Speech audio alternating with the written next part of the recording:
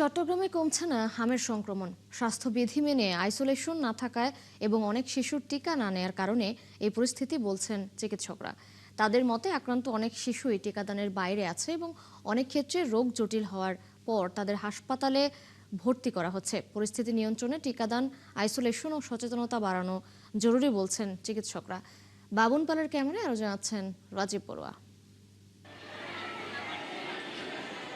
চট্টগ্রামে চলতি বছর এখন পর্যন্ত হাম ও উপসর্গে মৃত্যু হয়েছে 14 জনের, আর আক্রান্ত হয়েছেন ৩,৪২৪ জন। এর মধ্যে শুধু গত 24 ঘন্টায় বিভিন্ন হাসপাতালে ভর্তি হয়েছে 50 জন রোগী।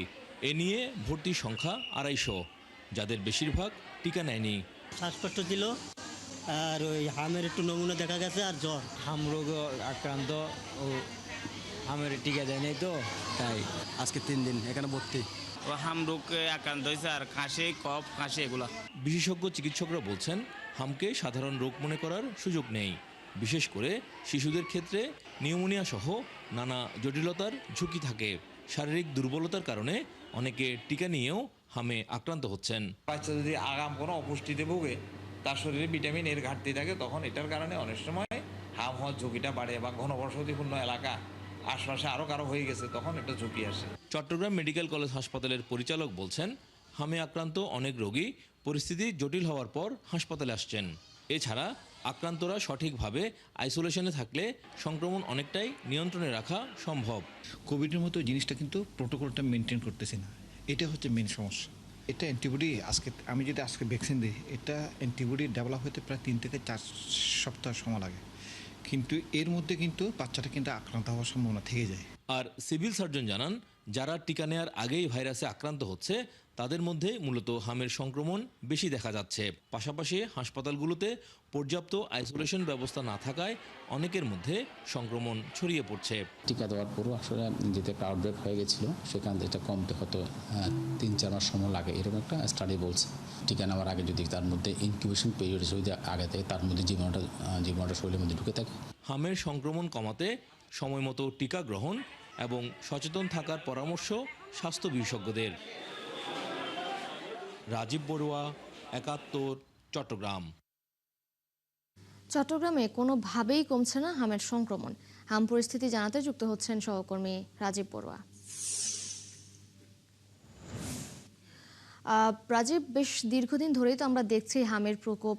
এখনো পর্যন্ত কেন এই হামের প্রকোপ কমেনি, এ বিষয়ে চিকিৎসকরা কি বলছেন?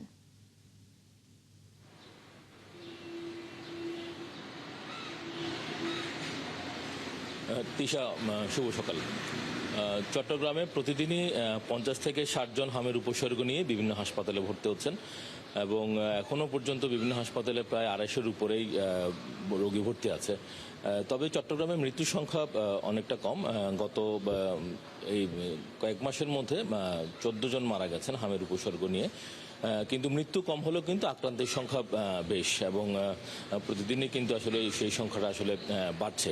এবং আমরা চট্টগ্রাম মেডিকেল কলেজ হাসপাতালেও দেখেছি, যেখানে যদিও হামের জন্য আলাদা একটি ওয়ার্ড রয়েছে, কিন্তু সেখানে যে আসলে যে ব্যবস্থাপনা, বিশেষ করে রোগীর স্বজন সহ অন্যান্যদের যে ভিড় আমরা লক্ষ্য করেছি, যে ডাক্তাররা বারবার যেটি সাবধান করছেন যে যারা হামে আক্রান্ত হচ্ছেন এবং হামের উপসর্গ নিয়ে আসছেন তারা যেন একটু আইসোলেশনে থাকেন। কিন্তু যে পরিমাণ রোগী, সেই স্বজন আসলে এখানে আসা যাওয়া করেন এবং আশেপাশে ওয়ার্ডের যে রোগীরা থাকে, সবকিছু মিলিয়ে আসলে প্রপার যে আইসোলেশন সেটি আসলে মানা হচ্ছে না। তো যার কারণে আসলে হামের প্রকোপটা ছড়িয়ে পড়ছে এবং চিকিৎসকরা বারবার সেই বিষয়ে আসলে সাবধান থাকতে বলেছেন। এবং যদিও সিটি কর্পোরেশন এবং সিভিল সার্জনের পক্ষ থেকে বলা হচ্ছে যে 15টি উপজেলায় এ পর্যন্ত তারা প্রায় 10 লক্ষ হাম রুবেলার টিকা দিয়েছেন এবং সিটি কর্পোরেশনের পক্ষ থেকেও প্রায় 3 লক্ষ টিকা দেওয়া হয়েছে।